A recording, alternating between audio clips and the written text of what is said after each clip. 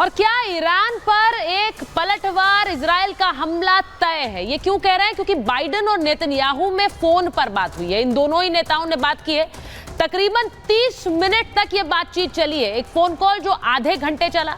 Iran पर पलटवार को लेकर इसमें रणनीति पर चर्चा हुई है। क्या हमला होना चाहिए, कैसे हमला होना चाहिए? बातचीत में सीज फायर का कोई जिक्र नहीं है। ये इसलिए कह रहे हैं क्योंकि हिजबुल्लाह ने सीज फायर की मांग की, लेकिन इस बातचीत में सीज फायर की कोई बात नहीं हुई। इजराइल ने पलटवार की जानकारी अमेरिका को दी है। यह कहा जा रहा है कि इजराइल अमेरिका को बताकर यह पलटवार करना चाहता है और इसीलिए यह आधे घंटे की बातचीत दोनों नेताओं के बीच हुई है।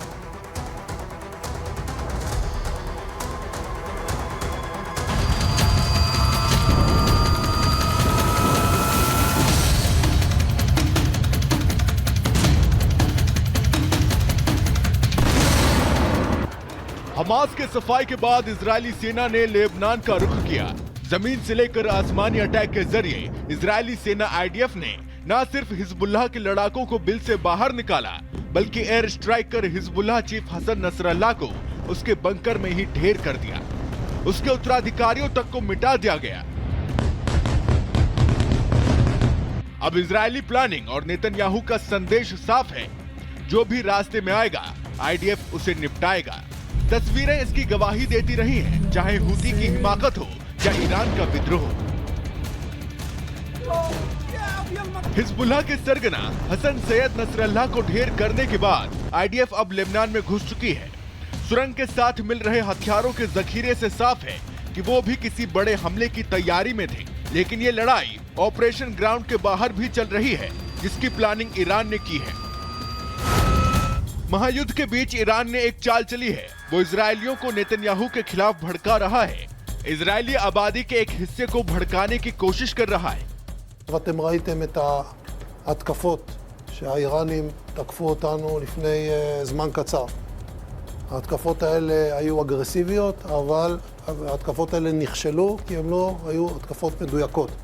חיל האוויר לא נפגע, כל המסלולים פועלים, הרציפות נשמרת, אף מטוס לא נפגע ואף חייל לא נפגע ואף אזרח לא נפגע.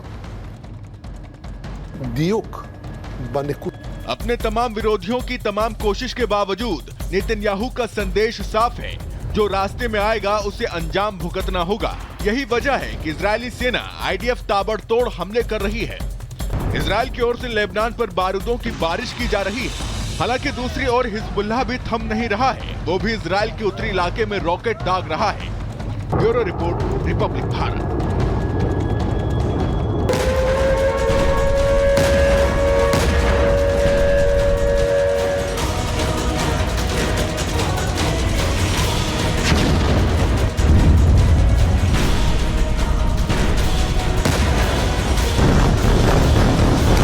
पहले तनाव के बारे में, आतंक के खिलाफ शुरू हुई लड़ाई जो गाजा से शुरू हुई थी, अब मिडिल ईस्ट में महायुद्ध का रूप लेती जा रही है। और इधर इजराइल ईरान पर अटैक की पूरी तैयारी कर चुका है। एक तरफ जहां इजराइल ने हिजबुल्लाह की कमर तोड़ी, तो वहीं अब ईरान पर अटैक की बारी है।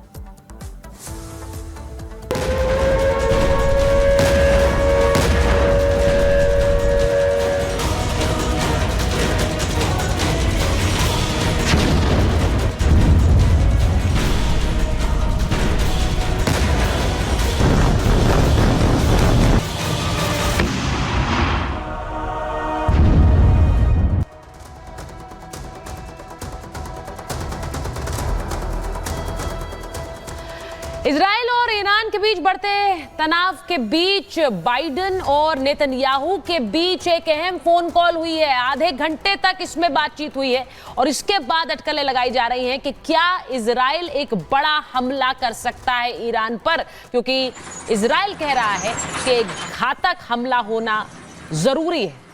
इजराइल पर हुए ईरानी अटैक का जवाब देने को लेकर इसमें रणनीति बनाई गई। कहा जा रहा है ईरान पर घातक हमले की एक रणनीति बनाई गई है, लेकिन इसका मिडिल ईस्ट पर क्या असर होगा, एक रिपोर्ट देखिए।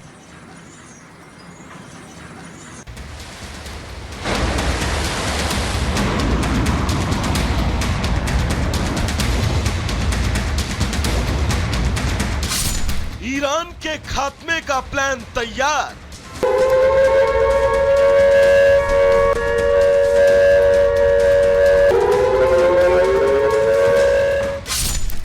क्या होगा नेतन्याहू का अगला वार?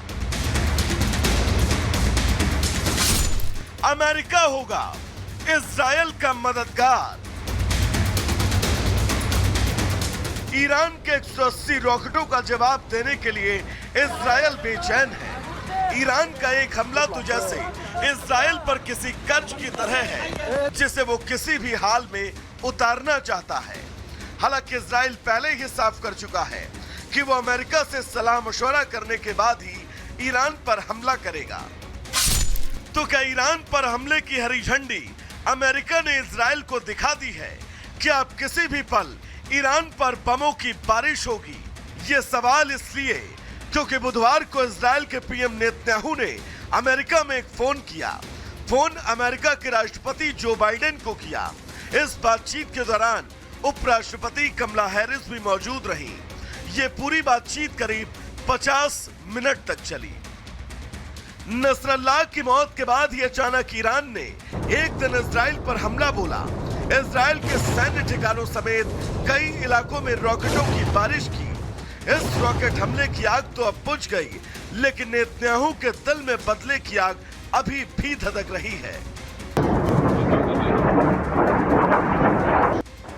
इजरायल ये बता देना चाहता है कि उसे ईरान का खौफ रत्ती भर नहीं है। इजरायल के रक्षा मंत्री गैलेंट ने भी साफ शब्दों में कह दिया, ईरान ने जो हमला किया था उसके विपरीत हमारा हमला घातक और आश्चर्यजनक होगा। वे समझ नहीं पाएंगे कि क्या हुआ और कैसे।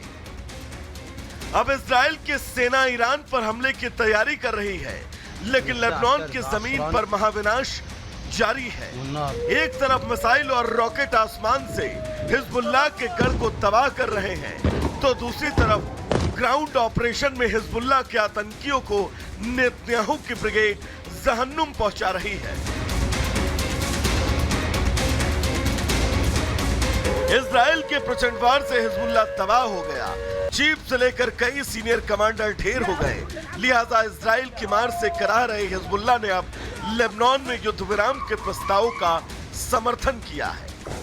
हमास और हिजबुल्लाह इजरायल पर हमला करने का खामियाजा भुगत रहे हैं और शायद ईरान को भी ये खामियाजा जल्दी भुगतना पड़ेगा। इंतजार है तो बस अमेरिका के ग्रीन सिग्नल का। रिपब्लिक भारत।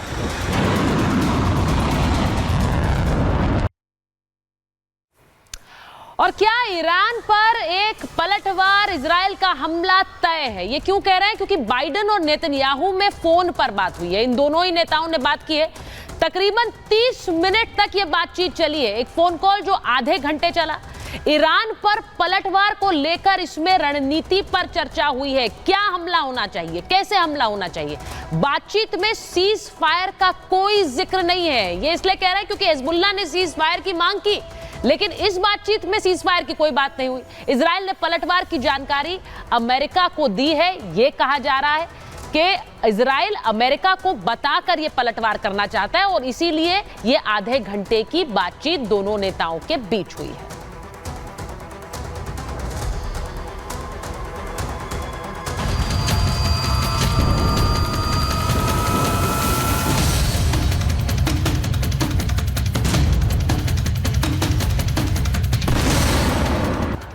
हमास के सफाई के बाद इजरायली सेना ने लेबनान का रुख किया। जमीन से लेकर आसमानी अटैक के जरिए इजरायली सेना आईडीएफ ने न सिर्फ हिजबुल्लाह के लड़ाकों को बिल से बाहर निकाला, बल्कि एयर स्ट्राइक कर हिजबुल्लाह चीफ हसन नसरल्लाह को उसके बंकर में ही ढेर कर दिया। उसके उत्तराधिकारियों तक को मिटा दिया गया।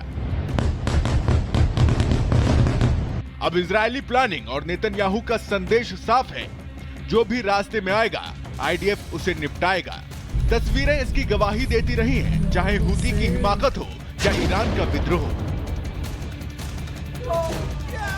हिजबुल्लाह के सरगना हसन सैयद नसरल्लाह को ढेर करने के बाद आईडीएफ अब लेबनान में घुस चुकी है। सुरंग के साथ मिल रहे हथियारों के जखीरे से साफ है कि वो भी किसी बड़े हमले की तैयारी में थे। लेकिन ये लड़ाई ऑपरेशन ग्राउंड के बाहर भी चल रही है, जिसकी प्लानिंग ईरान ने की है। महायुद्ध के बीच ईरान ने एक चाल चली है। वो इजरायलियों को नेतन्याहू के खिलाफ भड़का रहा है। इजरायली आबादी के एक हिस्से को भड़काने की कोशिश कर रहा है।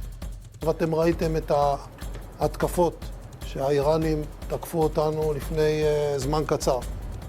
ההתקפות האלה היו אגרסיביות, אבל ההתקפות האלה נכשלו כי הן לא היו התקפות מדויקות. חיל האוויר לא נפגע, כל המסלולים פועלים, הרציפות נשמרת, אף מטוס לא נפגע ואף חייל לא נפגע ואף אזרח לא נפגע. דיוק בנקודה. अपने तमाम विरोधियों की तमाम कोशिश के बावजूद नेतन्याहू का संदेश साफ है, जो रास्ते में आएगा उसे अंजाम भुगतना होगा। यही वजह है कि इजरायली सेना आईडीएफ ताबड़तोड़ हमले कर रही है। इजरायल की ओर से लेबनान पर बारूदों की बारिश की जा रही है। हालांकि दूसरी ओर हिजबुल्लाह भी थम नहीं रहा है, वो भी इजरायल के उत्तरी इलाके में रॉकेट दाग रहा है। Bureau report, Republic Bharat.